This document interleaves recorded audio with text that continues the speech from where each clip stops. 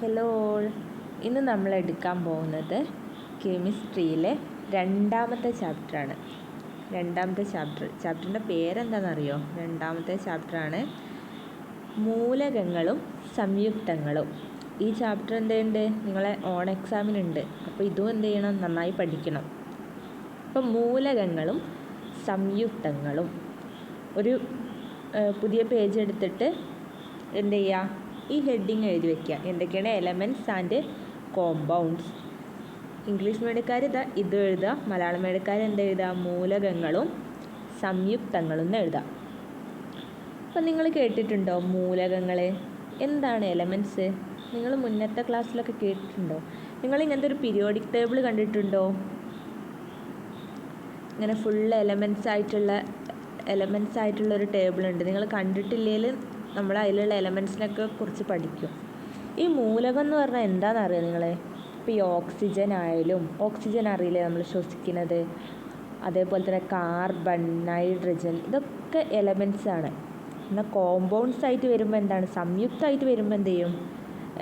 ഇപ്പോൾ carbon dye oxide, അങ്ങനെ കുറച്ച് അധികം വലിയ വലിയ പേര്, മീഥേൻ, വാട്ടർ, ഇതൊക്കെ വരുമ്പോൾ കോമ്പൗണ്ടാണ്. കാരണം ഒന്നിലധികം എലമെൻറ്റ്സ് ഉണ്ട്. അതൊക്കെ നമ്മൾ എന്താണെന്ന് പഠിക്കും. ഇപ്പം നിങ്ങൾ ഇതിനെ നോക്കിയിട്ട് ഇതാലോചിച്ച് ടെൻഷൻ ആവണ്ട. നമ്മളെല്ലാം കൃത്യമായിട്ട് പറയും. ഇത് ഞാൻ ജസ്റ്റ് ഒരു ഇൻട്രൊഡക്ഷനായിട്ട് പറഞ്ഞെന്നുള്ളൂ. അപ്പം നമ്മൾ ഈ ചാപ്റ്ററിലേക്ക് കടക്കുകയാണ്. ഞാൻ പിന്നെ മലയാളം മീഡിയക്കാരുടെ നോട്ടും കൂടി ഇതിൽ ഉൾപ്പെടുത്തിയിട്ടുണ്ട്. അപ്പം എന്ത് ചെയ്യുക? നിങ്ങൾ ശ്രദ്ധിച്ച് കേൾക്കുക എല്ലാ കാര്യങ്ങളും. അതേപോലെ മലയാളം മീഡിയക്കാർ ഇതിലുള്ള നോട്ട് ഉണ്ടെങ്കിൽ പോലും ടെക്സ്റ്റ് ഒരു വട്ടെങ്കിലും വായിക്കണം കേട്ടോ. കാരണം ടെക്സ്റ്റിന് അതേപോലെ തന്നെ ആയിരിക്കും നിങ്ങൾക്ക് ക്വസ്റ്റ്യൻ വരിക.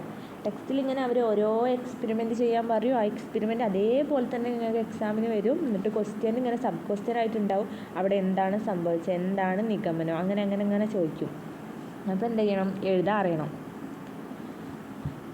അപ്പോൾ ഞാൻ ഒരു ടേം പറയാം. നിങ്ങൾ കേട്ടിട്ടുണ്ടോയെന്ന് ഒന്ന് ആലോചിക്കുക. തന്മാത്ര എന്താണ് കേട്ടിട്ടുണ്ടോ? അതേപോലെ തന്നെ ആറ്റം. അപ്പം ആദ്യം നമ്മുടെ ടെക്സ്റ്റ് ബുക്കിൽ പറഞ്ഞത് തന്മാത്രയെക്കുറിച്ചാണ്. തന്മാത്ര എന്താണെന്ന്. തന്മാത്ര എന്താണെന്ന് നമുക്കറിയണ്ടേ? തന്മാത്രയ്ക്ക് ഇംഗ്ലീഷ് മീഡിയക്കാർ പറയുന്ന പേരാണ് മോളിക്യൂൾസ്. എന്ത്? മോളിക്യൂൾസ്. അപ്പം നമ്മുടെ ഈ ലോകത്തുള്ള എല്ലാ സാധനം നിർമ്മിച്ചിരിക്കുന്നത് മോളിക്യൂൾസ് കൊണ്ടാണ്. ഓൾ ഒബ്ജക്ട്സ്, എല്ലാ വസ്തുക്കളും, എറൗണ്ട് അസ്, നമ്മുടെ ചുറ്റുമുള്ള എല്ലാ വസ്തുക്കളും നിർമ്മിച്ചിരിക്കുന്നത് എന്തുകൊണ്ടാണ്? തന്മാത്രകൾ കൊണ്ടാണ്. ഇതൊന്നും എഴുതേണ്ട ആവശ്യമില്ല. പക്ഷെ നമ്മൾ എന്ത് ചെയ്യണം? അറിഞ്ഞിരിക്കണം. നമ്മുടെ ലോകത്തുള്ള എല്ലാ പദാർത്ഥങ്ങളും വേണമെങ്കിൽ ജസ്റ്റ് ഒന്ന് എഴുതിയാൽ മതി. ലോകത്തുള്ള എല്ലാ പദാർത്ഥങ്ങളും, നമ്മുടെ ചുറ്റിലുമുള്ള എല്ലാ പദാർത്ഥങ്ങളും നിർമ്മിച്ചിരിക്കുന്നത് തന്മാത്രകൾ കൊണ്ടാണ്, അല്ലെങ്കിൽ മോളിക്യൂൾസ് കൊണ്ടാണ്. അപ്പോൾ എന്തെടുത്താൽ, ഇപ്പോൾ ഒരു നോട്ട് ബുക്ക് എടുത്താൽ ആ നോട്ട് ബുക്കിൻ്റെ ആ ഒരു കോമ്പൗണ്ട് ഉണ്ടാവില്ല, ഏതോ ഒരു എലമെൻ്റ് ഉണ്ടാവില്ല, അതിൻ്റെ ആ തന്മാത്ര ഉണ്ട്. എല്ലാം ഒരേ തന്മാത്ര എന്നല്ല ഉദ്ദേശിച്ചത്. എല്ലാം പല പല തന്മാത്രയായിരിക്കും. ഇപ്പോൾ ബാഗ് ഉണ്ടാക്കിയത് വേറെ സാധനമായിട്ടായിരിക്കും. അതേപോലെ പക്ഷെ നമ്മുടെ ചുറ്റിലുള്ള എല്ലാ സാധനങ്ങളെയും നമ്മളില്ലേ ഇങ്ങനെ നോക്കി പോയി ചെറുതാക്കി. ഇപ്പോൾ നമ്മളൊരു എന്ത് ചെയ്തെടുത്ത് ഒരു പെട്ടി എടുത്ത് എന്തെങ്കിലുമൊക്കെ എടുത്ത് വിചാരിക്കുക. ഇപ്പോൾ ഒരു ബാഗ് എടുത്തുന്നാ, അല്ലെങ്കിൽ ഒരു ബോക്സ് എടുത്ത് വിചാരിക്കുക. ഈ ബോക്സ് നിങ്ങളോട് എന്തുകൊണ്ടാണ് നിർമ്മിച്ചിരിക്കുന്നതെന്ന് ചോദിച്ചാൽ, നിങ്ങൾക്ക് ഇപ്പോൾ ഈ ബോക്സ് നിർമ്മിച്ചിരിക്കുന്നത് ഒരു മരം കൊണ്ടാണ് വിചാരിക്കുക. ഇതൊരു മരം കൊണ്ടുള്ള ബോക്സാണ് വിചാരിക്കുക. നിങ്ങൾക്ക് മരം എന്ന് പറയാം. പക്ഷേ എന്ത് ചെയ്യും? ഇതിനെങ്ങനെ പീസാക്കിയിട്ട് ഏറ്റവും ചെറിയത് ഇതിനെ ഡിവൈഡ് ചെയ്ത് ഭാഗിച്ച് നമുക്ക് ലാസ്റ്റ് ഒരു ചെറിയ സാധനം കിട്ടൂലേ? പകുതിയാക്കുക, പിന്നെ വീണ്ടും പകുതിയാക്കുക, അങ്ങനെ പകുതി ആക്കിയിട്ട് കിട്ടുമ്പോൾ നമുക്കൊരു സാധനം കിട്ടും. അതാണ് തന്മാത്ര. ചെറിയ സാധനം തന്നെയാണ്, സ്മോളസ്റ്റ് സാധനം തന്നെയാണ്. പണ്ടൊക്കെ നമ്മുടെ ലോകത്തുള്ളവർ വിചാരിച്ചിരുന്നത് ഈ തന്മാത്രയിൽ നിന്നും കൂടി ഇല്ലേ, തന്മാത്രയെ വീണ്ടും ഡിവൈഡ് ചെയ്യാൻ പറ്റുമെന്ന് വെച്ചാൽ നമുക്ക് എന്ത് കിട്ടും? നിങ്ങൾ കേട്ടിട്ടുണ്ടാവും, ആറ്റം കിട്ടും. ആറ്റം. തന്മാത്ര, നമ്മളൊരു വലിയൊരു സാധനം എടുത്തിട്ട് അതിനെങ്ങനെ വെട്ടി വെട്ടി വെട്ടി ചെറുതാക്കി കൊണ്ടുവന്ന് നമുക്ക് തന്മാത്ര കിട്ടും. പിന്നെ തന്മാത്രയെ നമുക്ക് വീണ്ടും ചെറുതാക്കി കഴിഞ്ഞാൽ എന്ത് കിട്ടും? ആറ്റം കിട്ടും. അപ്പം അതിനെക്കുറിച്ചൊക്കെ നമ്മൾ പറയും. അപ്പം നമ്മൾ ജസ്റ്റ് മനസ്സിലാവണം നമുക്ക് ആറ്റം കൊണ്ടാണ് നിർമ്മിച്ചിരിക്കുന്നതെന്നും പറയാം, അതേപോലെ തന്നെ എന്ത് പറയാം? തന്മാത്ര കൊണ്ടെന്നും പറയാം. തന്മാത്രേനെക്കാളും ചെറുതായിരിക്കും എന്ത്? ആറ്റം. അപ്പോൾ ഓൾ ഒബ്ജക്ട്സ് എറൗണ്ട് അസ്, നമ്മുടെ ചുറ്റിലുള്ള എല്ലാ സാധനവും നിർമ്മിച്ചിരിക്കുന്നത് തന്മാത്ര കൊണ്ടാണ്.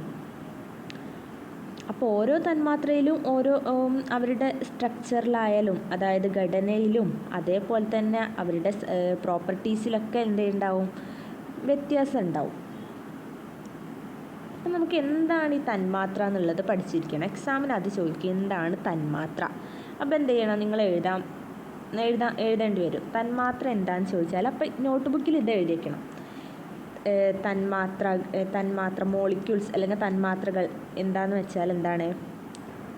മോളിക്യൂൾസ് ആർ ദ സ്മോളസ്റ്റ് എന്ന് പറഞ്ഞാൽ എന്താണ്? ഏറ്റവും ചെറുത്. പിന്നെ ഇൻഡിപെൻഡൻറ്റ് എന്താണ്? അതിന് സ്വതന്ത്രമായിട്ട് നിൽക്കാൻ കഴിയും, ഒന്നിനെ ആശ്രയിച്ചല്ല, ഒറ്റയ്ക്ക് നിൽക്കണതാണ്, അത് ഒറ്റയ്ക്ക് തന്നെയാണ്. അപ്പം പിന്നെ എന്തായിരിക്കും? സ്റ്റേബിളായിരിക്കണം. സ്റ്റേബിൾ എന്ന് വെച്ചാൽ അതിന് സ്റ്റെബിലിറ്റി ഉണ്ട്. അത് അതിൻ്റേതായ സ്റ്റെബിലിറ്റിയിലാണ് നിലനിൽക്കുന്നത്.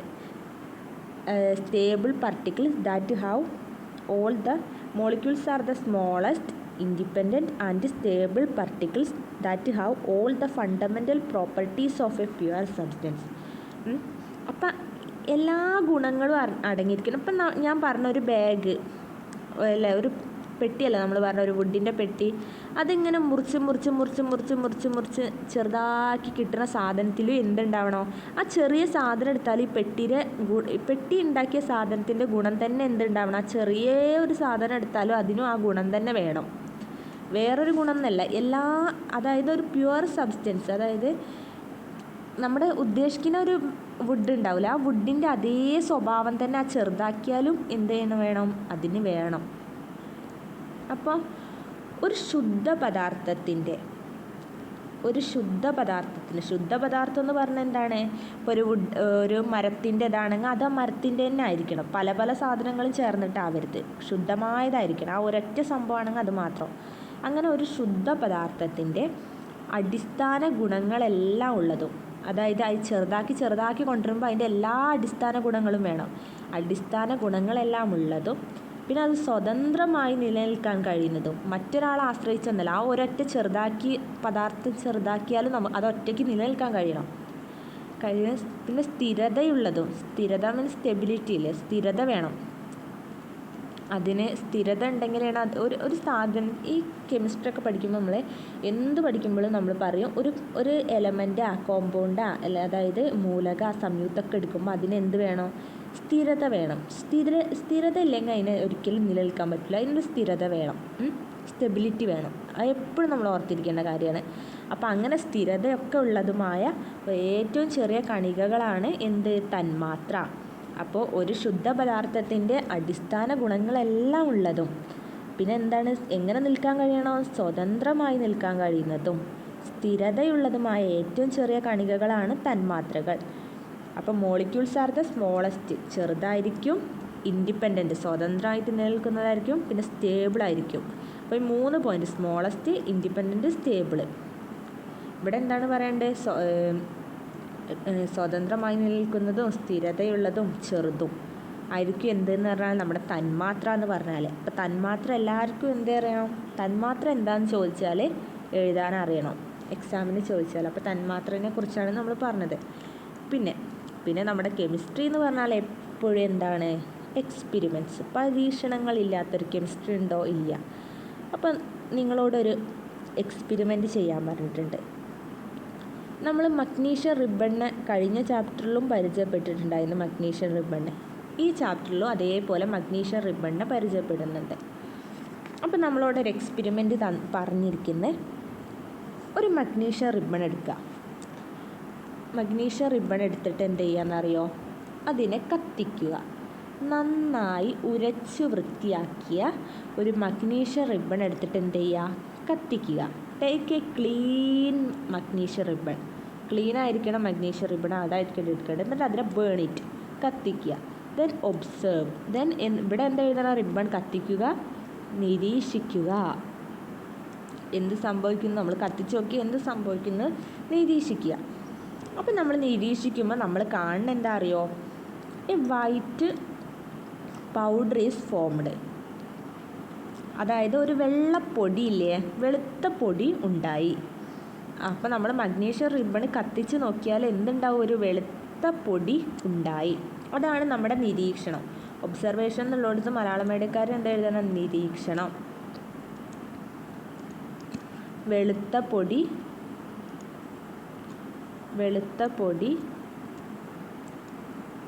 ഉണ്ടായി, പ്രവർത്തന ഫലമായി ഉണ്ടായി.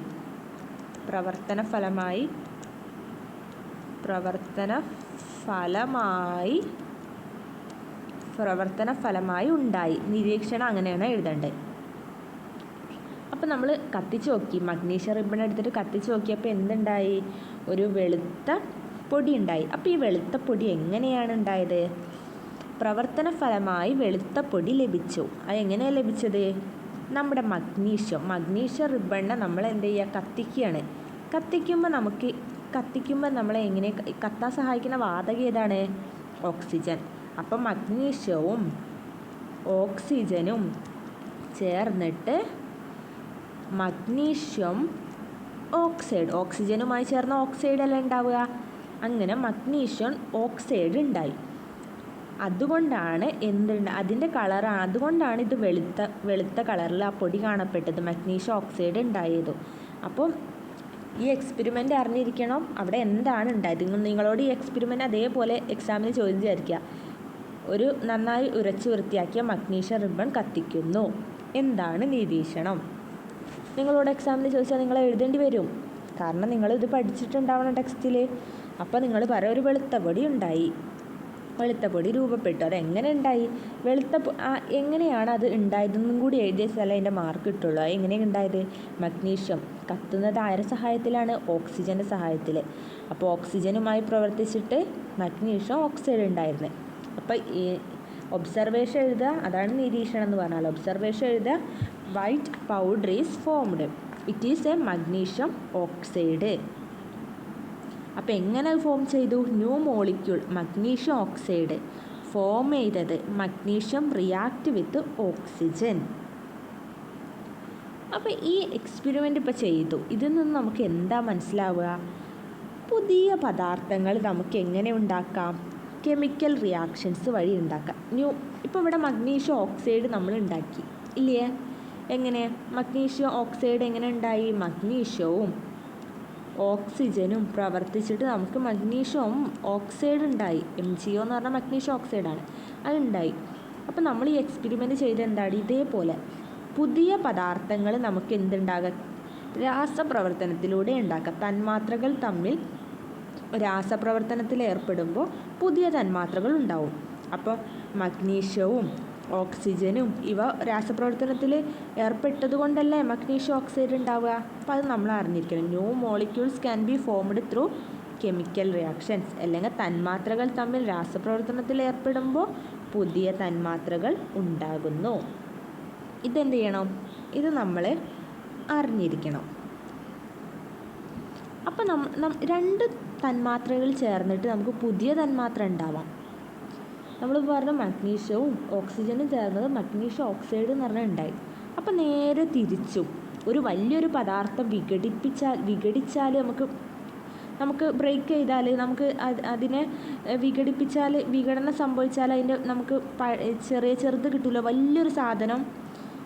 ഇപ്പം മഗ്നീഷ്യത്തിന് വിഘടനം സംഭവിച്ചാൽ മഗ്നീഷ്യവും ഓക്സിജൻ തന്നെ കിട്ടും. നമ്മളിപ്പോൾ പറഞ്ഞത് എന്താണ്?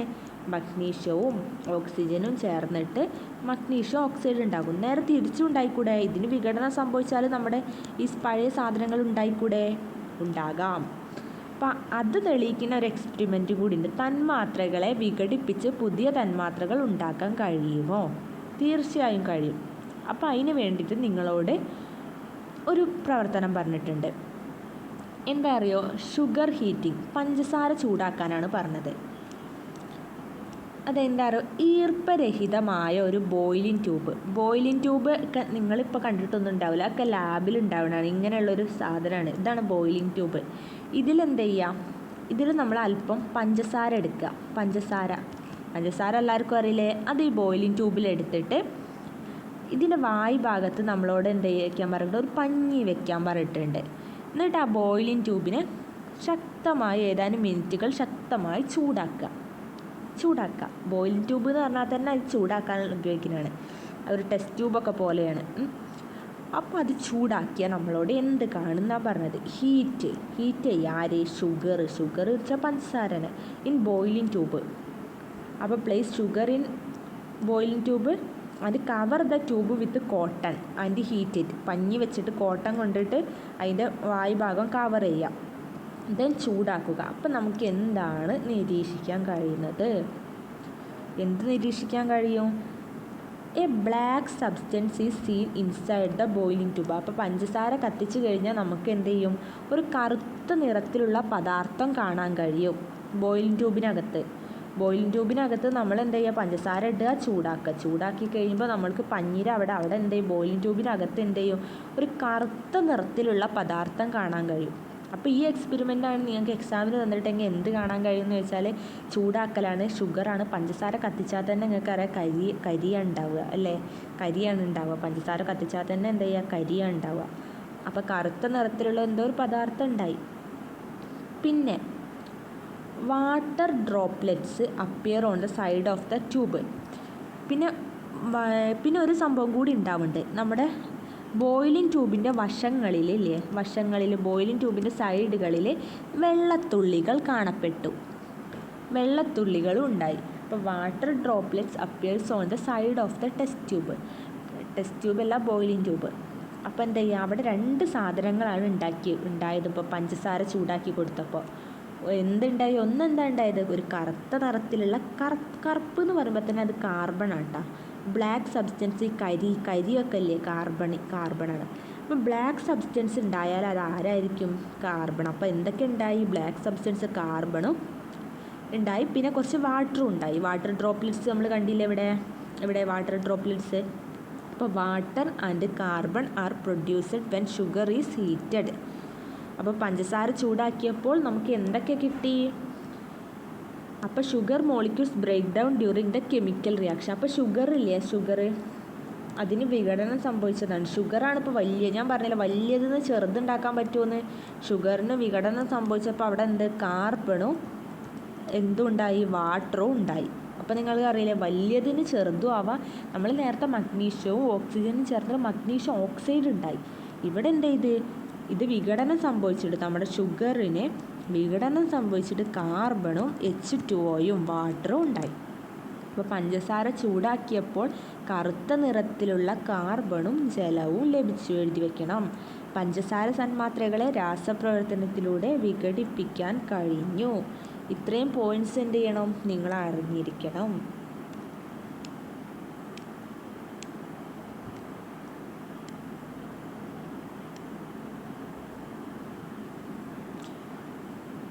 ഇനി വേറൊരു എക്സ്പെരിമെൻ്റ് തന്നിട്ടുണ്ട്, നമ്മുടെ ഹൈഡ്രജൻ ഗ്യാസിൻ്റെ ഫോർമേഷനുമായി ബന്ധപ്പെട്ടിട്ട്.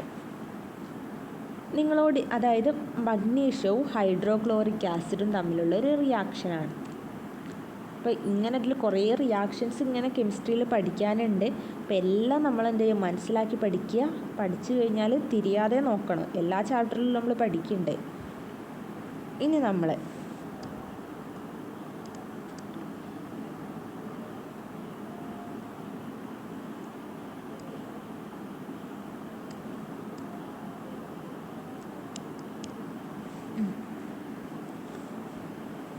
അപ്പോൾ നമ്മൾ എന്ത് ചെയ്യുക, നേരത്തേൻ്റെ ബാക്കി ഇനി നമുക്ക് വേറൊരു റിയാക്ഷൻ പറയുന്നുണ്ട്. ഒരു ടെസ്റ്റ് ട്യൂബിൽ നമ്മൾ എന്ത് ചെയ്യുക, ടെസ്റ്റ് ട്യൂബ് നേരത്തെ നമ്മൾ ബോയിലിംഗ് ട്യൂബ് പറഞ്ഞു, ഇവിടെ ഒരു ടെസ്റ്റ് ട്യൂബാണ് എടുക്കാൻ പറയുക. അപ്പോൾ ടെസ്റ്റ് ട്യൂബ് എടുക്കുക. ഒരു ടെസ്റ്റ് ട്യൂബിൽ എന്ത് ചെയ്യുക, ഇതിൻ്റെ കളറ് മാറ്റി വെക്കാം. ഒരു ടെസ്റ്റ് ട്യൂബിൽ എന്ത് ചെയ്യാന്ന് അറിയാം, അല്പം നേർപ്പിച്ച ഹൈഡ്രോക്ലോറിക് ആസിഡ് എടുക്കുക. ശരിക്കും നിങ്ങൾക്ക് ഹൈഡ്രോക്ലോറിക് ആസിഡ് അറിയും, അത് നേർപ്പിച്ചതാണ് എടുക്കാൻ പറഞ്ഞത്. ശരിക്കും ഹൈഡ്രോക്ലോറിക് ആസിഡൊക്കെ എന്ത് ചെയ്യുക, പൊള്ളും. ഏത് ആസിഡ് കയ്യുമ്മ വീണാൽ പൊള്ളും. അത് സ്ട്രോങ് ആയിരിക്കും, ഗാഢായിരിക്കും. ഇതെന്താണ്, നേർപ്പിച്ചാണ്, വീര്യം കുറഞ്ഞത്, ഡയല്യൂട്ട് ചെയ്തതാണ്. ഡയല്യൂട്ട് ചെയ്യാൻ എങ്ങനെ, വെള്ളം ഒഴിച്ചിട്ട് ഡയല്യൂട്ട് ചെയ്തതാണ്. അങ്ങനത്തെ ഹൈഡ്രോക്ലോറിക് ആസിഡ് എടുക്കുക. എന്നിട്ട് അതിലേക്ക് മഗ്നീഷ്യം ഇടുക. അപ്പോൾ ടെസ്റ്റ് ട്യൂബിൻ്റെ വായ്ഭാഗത്ത് എന്ത് ചെയ്യും, നമ്മൾ വേറെ കഴിഞ്ഞ ചാപ്റ്ററിലും കുറേ ഇതേപോലത്തെ ഒക്കെ കണ്ടിട്ടുണ്ട് എക്സ്പെരിമെൻറ്റ്. അപ്പോൾ ഇതിലെന്തിടുക, അല്പം ഹൈഡ്രോക്ലോറിക് ആസിഡ് ഒഴിക്കുക, ദെൻ ചെറിയ കഷ്ണം മഗ്നീഷ്യം ഇടുക. എന്നിട്ട് ടെസ്റ്റ് ട്യൂബിൻ്റെ വായ്ഭാഗത്ത് ഒരു ചന്ദനത്തിരി കൊണ്ടുവരിക, incense stick near the mouth. അപ്പം നിരീക്ഷണം നോക്കുക. അപ്പോൾ ഏതോ ഒരു ഗ്യാസ് പ്രൊഡ്യൂസ് ചെയ്യും. ആ gas burns with pop sound, ടപ്പ് എന്നുള്ള സൗണ്ടിൽ അതെന്ത് ചെയ്യും, കത്തും. അത് ഏത് വാതകമായിരിക്കും പ്രവർത്തന ഫലമായി അപ്പോൾ ഉണ്ടായത്, ഹൈഡ്രജൻ ആയിരിക്കും. അപ്പോൾ ഇങ്ങനൊരു പറഞ്ഞാൽ മഗ്നീഷ്യവും ഹൈഡ്രോക്ലോറിക് ആസിഡും കൂടി പ്രവർത്തിച്ചാൽ, മഗ്നീഷ്യവും ഹൈഡ്രോക്ലോറിക് ആസിഡും കൂടി പ്രവർത്തിച്ചാൽ നമുക്ക് ഏതോ ഒരു വാതകം ഉണ്ടാവും. എന്താണ്, ഹൈഡ്രജൻ ആയിരിക്കും അതുണ്ടാവുക. നമ്മുടെ കത്തുന്ന ചന്ദനത്തിരി കാണിക്കുക, നിരീക്ഷണം രേഖപ്പെടുത്തുക. അപ്പോൾ the gas burns with pop sound. അപ്പോൾ പ്രവർത്തന ഫലമായിട്ട് ഏത് വാതകമായിരിക്കും ഉണ്ടാവുക, ഹൈഡ്രജൻ. അപ്പോൾ ഇവിടെ എന്ത് എഴുതാം, the gas burns with pop sound, അല്ലെങ്കിൽ ദ ഗ്യാസ് ടപ്പ് എന്ന ശബ്ദത്തോടെ കത്തും. കാരണം ഏത് വാതകമാണ് ഉണ്ടായത്, ഹൈഡ്രജനാണ് ഉണ്ടായത്. അങ്ങനെ നമുക്ക് ഈ എക്സ്പെരിമെൻറ്റ് വഴി എന്ത് ചെയ്യാം, നമുക്ക് മഗ്നീഷ്യവും ഹൈഡ്രോക്ലോറിക് ആസിഡും കൂടി പ്രവർത്തിച്ചിട്ട് നമുക്ക് ലാസ്റ്റ് എന്ത് കിട്ടി, ഹൈഡ്രജൻ കിട്ടി. ടപ്പ് എന്ന് പറഞ്ഞ നമ്മൾ ചന്ദനത്തിരി കാണിച്ചങ്ങോട്ട് കൊടുത്താൽ മതി. അപ്പം എന്ത് ചെയ്യും, ടപ്പ് എന്ന് പറഞ്ഞ ശബ്ദത്തിൽ എന്ത് ചെയ്യും, കത്തും. ഞാൻ അതിൻ്റെ ഒരു വീഡിയോ അയച്ചു തരുന്നുണ്ട്. ഞാൻ മുന്നേത്തെ എക്സ്പെരിമെൻറ്റ്സിൻ്റെ ഒക്കെ വീഡിയോ അയച്ചു തന്നിരുന്നു. നിങ്ങൾ ആരെങ്കിലും കണ്ടിരുന്നോ? നിങ്ങൾ ആരും അത് കാണാതെ ഞാൻ വെറുതെ അയച്ചതല്ല. അതെന്ത് ചെയ്യണം, കാണാൻ വേണ്ടിയിട്ട്. കാണുമ്പോൾ എന്ത് ചെയ്യും, അങ്ങനെ നിങ്ങൾക്ക് കുറച്ചും കൂടി ഇൻട്രസ്റ്റ് തോന്നും. ഇതിൽ ആഡ് ചെയ്യാൻ പറ്റാഞ്ഞിട്ടാണ്, അല്ലെങ്കിൽ ഞാൻ ഇതിൽ തന്നെ ആഡ് ചെയ്ത് തരും. വേറെ വല്ല കോപ്പി റൈറ്റിൻ്റെ ഇഷ്യൂ വരും, അതുകൊണ്ട് ഞാൻ ഇതിൽ ആഡ് ചെയ്യാത്ത വീഡിയോസ്. അപ്പോൾ ഞാൻ സെപ്പറേറ്റ് നിങ്ങൾക്ക് അയച്ചു തരലുണ്ട്. അപ്പോൾ അതെന്ത് ചെയ്യുക, ജസ്റ്റ് കണ്ടു നോക്കുക. നിങ്ങൾ പഠിച്ച എക്സ്പെരിമെൻറ്റ്സ് തന്നെ ആയിരിക്കും ഇതിൽ ഉള്ളത്.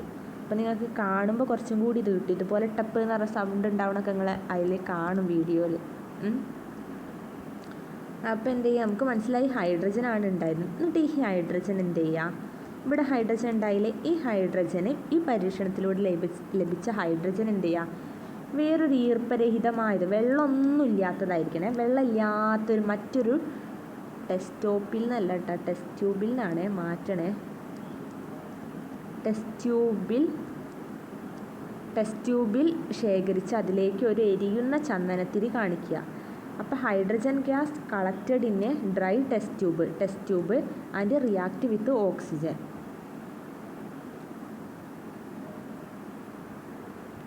അപ്പോൾ നമ്മുടെ ഹൈഡ്രജൻ ഇതിൽ എടുക്കുക, ഒരു ഈർപ്പരഹിതമായ ടെസ്റ്റ് ട്യൂബിലേക്ക് ശേഖരിച്ചിട്ട് എന്ത് ചെയ്യുക, സ്വാഭാവികമായിട്ടും നമ്മുടെ വായുവിൽ എന്തുണ്ടാവും, ഓക്സിജൻ ഉണ്ടാവും. അപ്പോൾ ഓക്സിജനുമായി പ്രവർത്തിക്കും. ശേഖരിച്ച് അതിലേക്കൊരു എരിയുന്ന, അതിലേക്കും എന്ത് ചെയ്യുക, നിങ്ങളൊരു ഇൻസെൻസ് സ്റ്റിക്ക് കാണിക്കുക. അപ്പം നമുക്ക് മനസ്സിലാവും ടെസ്റ്റ് ട്യൂബിൻ്റെ വശങ്ങളിൽ ജലത്തുള്ളികളുടെ സാന്നിധ്യം. Water droplets form on the sides of the test tube. അപ്പോൾ നമുക്ക് മറ്റേ എക്സ്പെരിമെൻറ്റ് വഴി എന്ത് കിട്ടി, ഹൈഡ്രജൻ കിട്ടി. ഈ ഹൈഡ്രജൻ എന്ത് ചെയ്യുക, നമ്മളൊരു വെള്ളമൊന്നും ഇല്ലാത്തൊരു ടെസ്റ്റ് ട്യൂബിലേക്ക് എടുക്കുക. പിന്നെ അതെന്ത് ചെയ്യും, ഓക്സിജനുമായി പ്രവർത്തിച്ചിട്ട് എന്ത് നമുക്ക് കിട്ടും, ടെസ്റ്റ് ട്യൂബിൻ്റെ വശങ്ങളിൽ നമ്മൾ ജലത്തുള്ളികളുടെ സാന്നിധ്യം കിട്ടി. ഇതിൻ്റെ അർത്ഥം എന്താണ്, ഹൈഡ്രജനും ഓക്സിജനും ചേർന്നിട്ട് വാട്ടർ ഉണ്ടാവുന്നു. അപ്പം അത് പറയാൻ വേണ്ടിയിട്ടാണ് നിങ്ങളെ കൊണ്ട് ഇത്രയും എക്സ്പെരിമെൻറ്റ് ചെയ്യിപ്പിച്ചത്. അപ്പോൾ ഹൈഡ്രജനും H2 + O2 gives H2O. കണ്ടില്ലേ, ഇതാണ് ഇങ്ങനൊരു സംഭവം. നിങ്ങൾക്ക് അറിയാം, നമ്മുടെ വാട്ടർ പറഞ്ഞാൽ എന്താ, വാട്ടർ എല്ലാവർക്കും അറിയാം എന്താണ്, H2O. H2O അല്ലേ. അപ്പോൾ ഇത് ഉണ്ടായതാണ് പറഞ്ഞത്. നമുക്ക് വെള്ളം ഉണ്ടാക്കിക്കൂടെ, ഹൈഡ്രജനും ഓക്സിജനും ഉണ്ടെങ്കിൽ നമുക്ക് എന്തുണ്ടാക്കാം, വെള്ളം ഉണ്ടാക്കാം. അത് നിങ്ങൾക്കറിയോ? അങ്ങനെ ഉണ്ടാക്കുക, അത് ഉണ്ടാക്കാൻ കഴിയുമെന്നാണ് ഈ പരീക്ഷണത്തിലൂടെ നമ്മളിപ്പോൾ കണ്ടത്. നമുക്ക് മുന്നത്തെ എക്സ്പെരിമെൻ്റ് വഴി എന്ത് ചെയ്യും, ഹൈഡ്രജൻ ഇവിടുന്ന് കിട്ടി. ഈ എക്സ്പെരിമെൻ്റ് വഴി എന്ത് ചെയ്തു, നമുക്ക് ഹൈഡ്രജനെ കിട്ടി. ഹൈഡ്രജനെ നമ്മൾ എന്ത് ചെയ്യും, തുറന്ന് വെച്ചപ്പോൾ അതിലുള്ള ചന്ദനത്തിരിയും കാണിച്ചു കൊടുത്തപ്പോൾ എന്ത് ചെയ്യും, അത് കത്തുണ്ട്. ഓക്സിജനുമായി പ്രവർത്തിച്ചിട്ട് നമുക്ക് എന്ത് കിട്ടി, വാട്ടർ കിട്ടി. അത് പറയാൻ വേണ്ടിയിട്ടാണ് നിങ്ങളെ കൊണ്ട് ഇത്രയും ചെയ്യിപ്പിച്ചത്. അപ്പം നിങ്ങളോട് ചോദിക്കുകയാണ്, വാട്ടർ എന്തുകൊണ്ടാണ് നിർമ്മിച്ചിരിക്കുന്നതെന്ന് ചോദിച്ചാൽ എന്ത് പറയാം, ഹൈഡ്രജനും ഓക്സിജനും. വാട്ടറിൽ ഏതൊക്കെ മൂലകങ്ങളുണ്ട്, ഏതൊക്കെ മൂലകങ്ങൾ വാട്ടറിൽ, അല്ലെങ്കിൽ ഏതൊക്കെ എലമെൻറ്റ്സ് എന്ന് ചോദിച്ചാൽ നിങ്ങൾ എന്തൊക്കെ പറയണം, ഹൈഡ്രജൻ പിന്നെ ഓക്സിജൻ. ഈ 2 മൂലകങ്ങളെക്കുറിച്ച് അറിയില്ലേ. ടപ്പിൽ എന്നൊക്കെ പറഞ്ഞ് പൊട്ടുന്ന സാധനം ആരാണ്, ഹൈഡ്രജനാണ്. നമ്മൾ ശ്വസിക്കുന്നൊക്കെ ആരാണ്, ഓക്സിജനാണ്. ഇതൊക്കെ എന്താണ്, മൂലകങ്ങളാണ്. ഇതിൻ്റെ ആവർത്തന പട്ടികയൊക്കെ നമ്മൾ പഠിക്കും. അതിൽ എത്രാമത്തെ സ്ഥാനമാണ്, ആ ആവർത്തന പട്ടികയിൽ എങ്ങനെയാണ് മൂലകങ്ങളെ ക്രമീകരിച്ചിരിക്കുന്നത്, ഇങ്ങനെയൊക്കെ നമ്മൾ പഠിക്കും. ഇനി നമ്മൾ ഡിസ്കവറീസ്, ചില കണ്ടുപിടുത്തത്തിലേക്കാണ് പോകുന്നത്. നമ്മൾ പറഞ്ഞു വാട്ടർ. നിങ്ങൾ വെള്ളം കാണുമ്പോൾ ചിന്തിച്ചിരുന്ന വെള്ളത്തിൽ ഹൈഡ്രജനും ഓക്സിജനൊക്കെ ഉണ്ടെന്ന്? ഇല്ലല്ല. നമ്മളെന്താ വിചാരിക്കുക, വെള്ളം ഇങ്ങനെ വെള്ളമുണ്ട്, അത് വെള്ളം തന്നെയാണ് വെള്ളം എന്നാണ് ചിന്തിക്കുക. പക്ഷെ ആരായിരിക്കും ഒരു സയൻറ്റിസ്റ്റ് ആദ്യമായിട്ട് പറഞ്ഞു, എന്ത്, ജലം ഒന്നിലധികം ഘടകങ്ങൾ ചേർന്ന പദാർത്ഥമാണെന്ന് തെളിയിച്ചു. അത് പറഞ്ഞതാരാണ്, ഹെൻറി കാവൻഡിഷ് ആണ്. Henry Cavendish. അദ്ദേഹത്തിൻ്റെ സംഭാവന എന്താണ്, അദ്ദേഹമാണ് തെളിയിച്ചത് എന്ത്, ജലം ഒന്നിലധികം ഘടകങ്ങൾ ചേർന്ന പദാർത്ഥമാണ്. ആ ഒന്നിലധികം ഘടകങ്ങൾ ഏതൊക്കെയാണ് നമ്മളിപ്പോൾ കണ്ട് അല്ലേ, ഹൈഡ്രജനും ഓക്സിജനും ആണെന്ന് നമ്മളിപ്പോൾ കണ്ട്. അപ്പോൾ അദ്ദേഹം ആണ് തെളിയിച്ചത്. അദ്ദേഹം എങ്ങനെയാണ് തെളിയിച്ചത്, ഹൈഡ്രജൻ വാതകത്തെ ഓക്സിജനിൽ ജ്വലിപ്പിച്ചല്ല. ഈ മലയാളത്തിന് അങ്ങനെ ഇതുണ്ട്, അത് ഞാൻ മലയാളം കഴിഞ്ഞ വീഡിയോസിലൊന്നും കൊടുക്കാത്തത്. സ്പെല്ലിംഗ് മിസ്റ്റേക്ക് വരും നമ്മൾ കോപ്പി പേസ്റ്റ് ചെയ്യുമ്പോഴേ, അല്ലെങ്കിൽ വോയിസ് ടൈപ്പ് ഇടുമ്പോൾ. ജ്വലിപ്പിച്ച്, അപ്പം നിങ്ങളത് ശ്രദ്ധിക്കണം കേട്ടോ, ടെക്സ്റ്റ് നോക്കിക്കൊണ്ടേ. ഇതിൽ സ്പെല്ലിംഗ് മിസ്റ്റേക്ക് വരും, ഇംഗ്ലീഷിന് പ്രശ്നം ഉണ്ടാവില്ല. അപ്പോൾ ഹെൻറി കാവൻഡിഷ് ആണ് ആദ്യമായിട്ട് എന്ത് പറഞ്ഞത്, നമ്മുടെ വെള്ളം ഒന്നിലധികം പദാർത്ഥങ്ങൾ ചേർന്നിട്ടാണ് നിർമ്മിതമായിരിക്കുന്നതെന്ന് പറഞ്ഞത്. അത് തെളിയിച്ചതാരാണ്, ഏത് സയൻറ്റിസ്റ്റാണ് ഇത് ചോദിക്കൂ. ഹെൻറി കാവൻഡിഷിൻ്റെ സംഭാവന എന്തെന്നൊക്കെ ചോദിച്ചാൽ അറിയണം. അപ്പം എന്താണ്, ഹൈഡ്രജൻ വാതകത്തെ അദ്ദേഹം ഓക്സിജനിൽ ജ്വലിപ്പിച്ച് നടത്തിയ പരീക്ഷണത്തിലൂടെ ആയിരുന്നു. ജ്വലനം എന്ന് വെച്ചാൽ കത്തിച്ചു. ഹൈഡ്രജനും ഓക്സിജനും നമ്മൾ ആ ചന്ദനത്തിരിയുടെ ഇത് കണ്ടില്ലേ. അപ്പോൾ ഹൈഡ്രജനും ഓക്സിജനും ചേർന്നിട്ടാണ്, നിങ്ങളിങ്ങനെ എഴുതിയാലും മതി, ഹൈഡ്രജനും ഓക്സിജനും ചേർന്നിട്ടാണ് വെള്ളം നിർമ്മിച്ചിരിക്കുന്നത് കണ്ടുപിടിച്ചത് ഹെൻറി കാവൻഡിഷ് ആണ്. അത്ര എഴുതിയാൽ തന്നെ നിങ്ങൾക്ക് മാർക്ക് കിട്ടും. പിന്നെ വേറൊരു സയൻറ്റിസ്റ്റ് ഉണ്ട്, സർ ഹംഫ്രി ഡേവി. അദ്ദേഹം പറഞ്ഞത് എന്താ അറിയോ, ജലത്തിലൂടെ വൈദ്യുതി കടത്തിവിട്ടാൽ അതിനെ ഹൈഡ്രജനും ഓക്സിജനും ആയി വിഘടിപ്പിക്കാം. അപ്പോൾ ഇവിടെ ഒരാൾ പറഞ്ഞു ഹൈഡ്രജനും ഓക്സിജനും ചേർന്നിട്ടാണ് ഇത് ഉണ്ടായതെന്ന്. അപ്പം ഇയാളെന്താ പറഞ്ഞത്, നമ്മുടെ വെള്ളം എടുത്തിട്ട് അതിലൂടെ എന്ത് കടത്തിവിട്ടാൽ, ഇലക്ട്രിസിറ്റി, വൈദ്യുതി കടത്തിവിട്ടാൽ, നമ്മൾ വെള്ളത്തിലൂടെ വൈദ്യുതി കടത്തിവിട്ടാൽ എന്ത് ചെയ്യും, അതെന്തായി മാറും, ഹൈഡ്രജൻ ഓക്സിജൻ. അപ്പോൾ നമ്മൾ ഓർത്തിരിക്കുന്നത് എന്താണ്, ഹൈഡ്രജനും ഓക്സിജനും കൊണ്ടാണ് വെള്ളം നിർമ്മിച്ചിരിക്കുന്നത്. എന്തുകൊണ്ട്, ഹൈഡ്രജനും H, ഓക്സിജന് O കൊണ്ടാണ് ആര് നിർമ്മിച്ചിരിക്കുന്നത്, വെള്ളം നിർമ്മിച്ചിരിക്കുന്നതെന്ന് അറിയണം. അപ്പോൾ അതിലൂടെ കടത്തിവിട്ടാൽ ഓക്സിജനും ഹൈഡ്രജനുമായി വിഘടിക്കുമെന്ന് കണ്ടെത്തിയത് ആരാണ്, sir Humphrey Davy. Sir Humphrey Davy. അപ്പോൾ അയാളെ സംഭാവന അറിയണ്ട, ആ സയൻറ്റിസ്റ്റിൻ്റെ സംഭാവന എന്ത് ചെയ്യണം, അദ്ദേഹത്തിൻ്റെ സംഭാവനയും നിങ്ങൾ എന്ത് ചെയ്തിരിക്കണം, അറിഞ്ഞിരിക്കണം. അപ്പോൾ ഇന്നത്തെ ക്ലാസ് ഇത്രേ ഉള്ളൂ. അപ്പോൾ ഈ കാര്യങ്ങളൊക്കെ പഠിക്കട്ടാ, കുറച്ച് എക്സ്പെരിമെൻറ്റ്സ് ഉണ്ട്, പിന്നെ ഈ 2 സയൻറ്റിസ്റ്റിൻ്റെ സംഭാവനയുണ്ട്. അപ്പോൾ നിങ്ങൾക്ക് എന്തെങ്കിലും ഡൗട്ട് ഉണ്ടെങ്കിൽ, എന്ത് ഡൗട്ട് ഉണ്ടെങ്കിലും എന്ത് ചെയ്യുക, ചോദിക്കുക, കമൻറ്റ് ബോക്സിലും ചോദിക്കുക. പിന്നെ എന്ത് ചെയ്യുക, ക്ലാസ് അന്നാന്ന് കാണണം. ഈ അന്നാന്ന് കണ്ടു കഴിഞ്ഞാൽ ഒരു വട്ടമെങ്കിലും നിങ്ങൾ ടെക്സ്റ്റ് വായിക്കണം. എന്നാലേ നിങ്ങൾക്ക് എന്ത് ചെയ്യാം, ഇത് അതേപോലെ മൈൻഡിൽ നിൽക്കുകയുള്ളൂ. പിന്നെ നിങ്ങൾക്ക് പഠിക്കുമ്പോൾ അത് ഈസി ആയിരിക്കും. അപ്പോൾ എന്ത് ചെയ്യുക, ക്ലാസ് നിർത്തുകയാണ്. അപ്പോൾ ക്ലാസ് കണ്ടു കഴിഞ്ഞാൽ എന്ത് ചെയ്യുക, കമൻറ്റ് ബോക്സിൽ ക്ലാസ് കണ്ടു എന്ന് വിടുക കേട്ടോ. ഞാൻ നോക്കുന്നുണ്ട്. അപ്പോൾ ഇത്രേ ഉള്ളൂ. Okay, bye bye. എല്ലാവരും നന്നായി പഠിക്കുക.